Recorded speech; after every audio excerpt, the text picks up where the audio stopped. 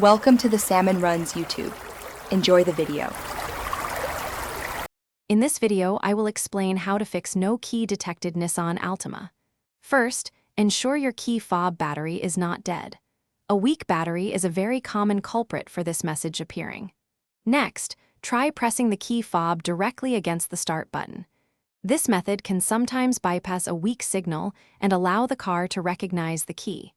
We will cover more detailed solutions shortly. If replacing the battery didn't work, consider the key fob's placement. Your Altima has specific areas designed to better detect the key signal, even with a weak battery. Try placing the key fob in the center console's cup holder or a specific slot near the dashboard. Also, check for any large metal objects or other electronic devices that might be blocking the signal between your key and the car. If the problem persists, try using your spare key.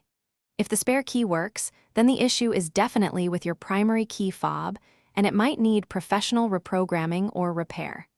If neither key works, the problem could be with your car's key detection system itself. Sometimes, a simple reset of the car's computer by disconnecting the battery for a few minutes can resolve the issue.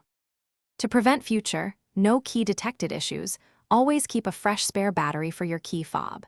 It's also wise to avoid exposing your key fob to extreme temperatures or moisture, as these can damage its internal electronics.